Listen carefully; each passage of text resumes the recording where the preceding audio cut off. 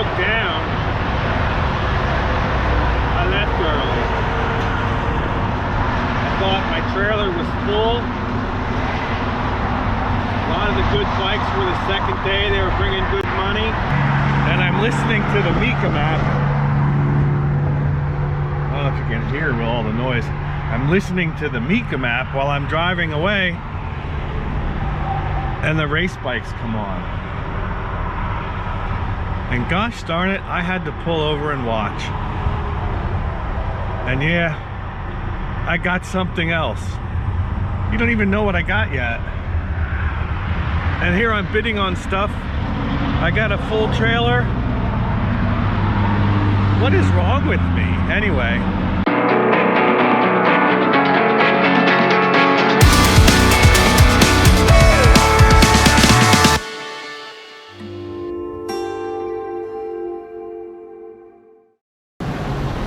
Well, it's Dave at Bullpen Cycles and we're back.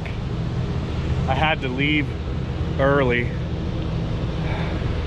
I got some stuff I couldn't show you because one of the things I got, well, I think I got the Rona, but I tested negative, so I'm out. We're gonna unload. Now you understand why I was bidding at the side of the road. Here, let's see what I got. Well, you might notice Inga's back. She's back to her usual self. She's gonna go nuts. She had cancer, which we thought was inoperable, but we found a specialist. And I think she's back to her usual self, which means she's crazy.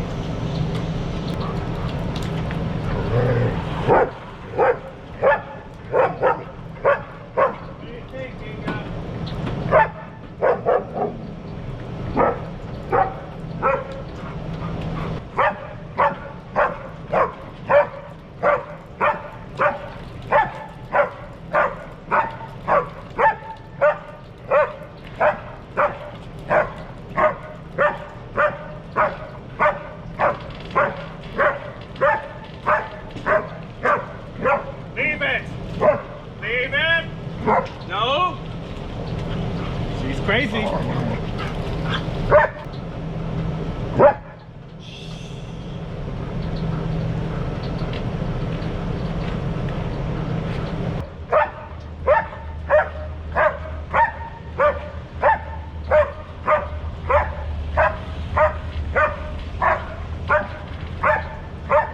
That's enough. We're gonna have to put you away. No, leave it! Hey! Before I unload, let's talk a little bit about the auction results. Now, I was there to look at the exotics. It's not often you get to see Vincent's and Brough Superiors go across the line. And I was hoping, given the volume of motorcycles, some of them might be a little bit more within my grasp. But that wasn't the case. But early on, I noticed a theme going. And the theme is represented in these two bikes. Consider these two Rudge motorcycles. You had a very nicely restored Rudge Sports Special that went off Friday. And it brought in the high 20s, which was a lot stronger than I thought it would get. I thought it would get in the low 20s. And next to it was a Rudge Ulster. Now the Ulster was unrestored with original paint, and it's the hot one, brass big valve head. That was considered the high performance Rudge. And it only got bid up to $14,000. That told me the theme, and that theme is what led me to the two bikes that I ultimately purchased that day, which we'll see in a bit. But people here in America, they want bling. So they want fancy chrome and shiny paint and polished cases.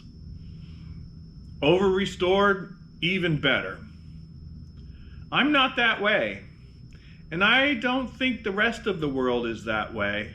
I'm impressed by an original bike, especially a pre-war one with original paint.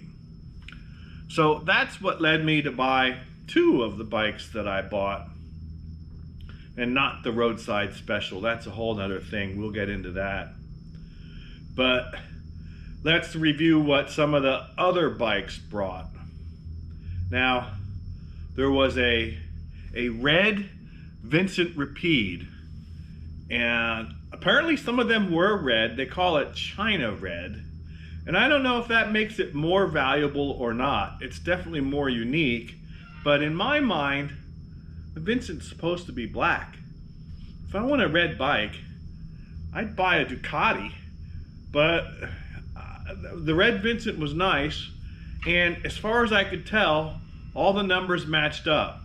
The two frame numbers, the rear and the front, matched, and the engine number was within the range that it's supposed to be. A very legitimate bike. It was a repaint, so I don't know if it was originally bred. That brought $66K.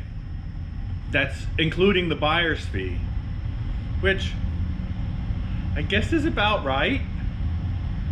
Now, I would have thought that a Black Shadow would bring 80 to 85 on up to 100, and they had a Black Shadow there, and it hammered down at 93.5 with the buyer's fee.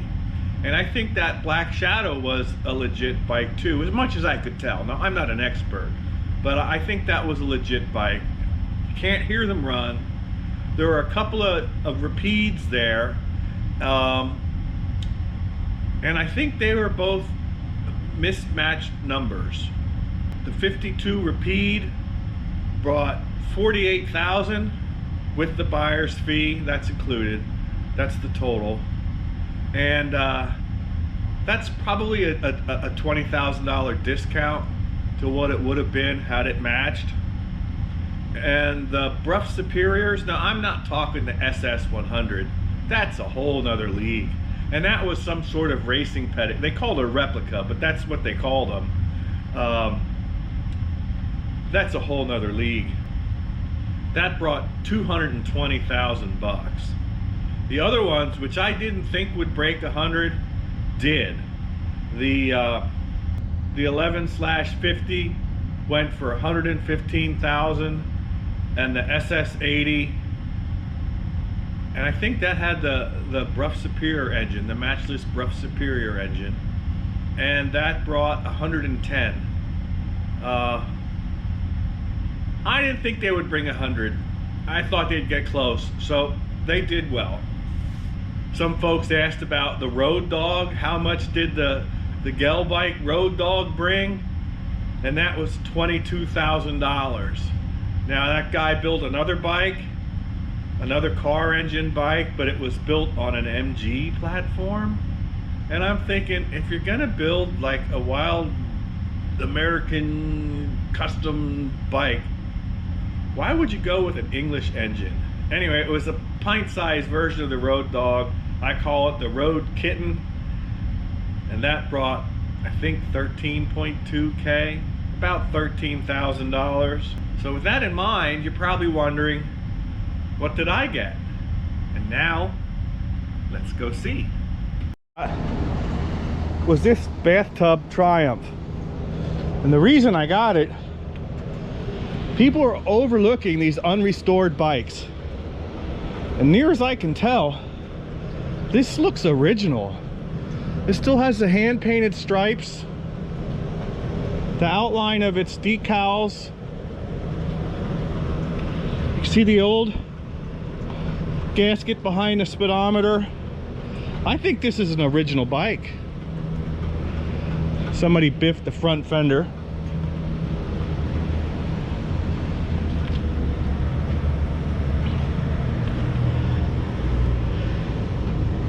That's a Yokohama front.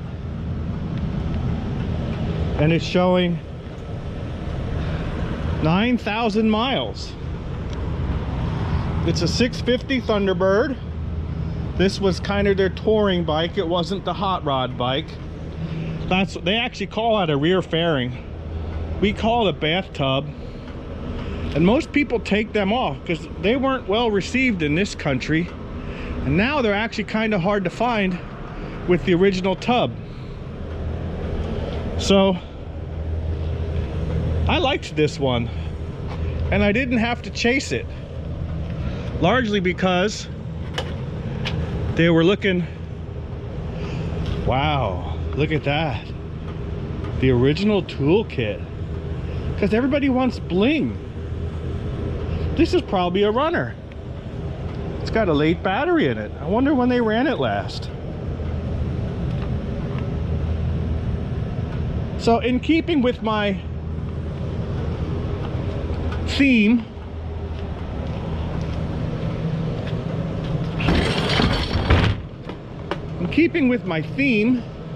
everybody wants bling. This bike was overlooked. And I think this is original too. Well, maybe not the front fender. There's brush paint here and there, but I don't think everywhere. That tank looks original. This doesn't look like it was repainted. Triumph. This is a Model H. These are toolboxes. This got overlooked too. And I liked it had the lights. The old gas lights. Now I know nothing about these, so let's read what it says. The new Triumph Company got their start in England around the same time as Ford Motor Company, Indian Motor Company, and Harley Davidson were being formed. Yeah, we know that. In 1902, Triumph launched its first motorcycle, a 2.25 horsepower bicycle style machine. The Model H arrived in dealerships in 1915 equipped with a Sturmey Archer 3-speed transmission. The Model H, which lacked the pedals of its predecessors, served in large numbers during World War I. Discontinued in 1923. Look at that, it's a 550cc single, which we knew,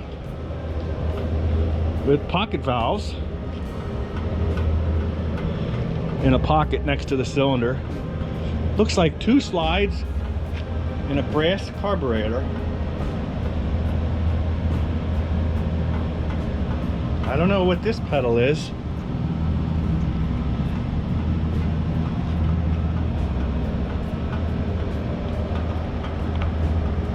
This will be a learning experience. So I got some other stuff too. Here, I want to show you this. Okay, I have Malcolm Forbes' bike. This was his Van Veen that we've been working on. Now he had a motorcycle club, and this is it here. The Capitalist Tools. Remember him and Liz Taylor would drive around the world on motorcycles. I think she had like a purple Sportster. So now I got Malcolm's coat to go with Malcolm's bike. But wait, that's not all. Here's another thing that I got, which is kind of cool. This is a Super V engine. Now Super V was an experiment. I think the company is called Nostalgia Cycle, because that's what it says here. We just know them as Super V. And if you look at it on this side, This kidney-shaped timing plate should look familiar to you. The idea was to make a V-twin motorcycle engine out of Chevy engine parts. Well, you know, you put a small block Chevy in everything. Why not lop off 2 cylinders and make a motorcycle engine? So this timing chest is the same as a small block Chevy.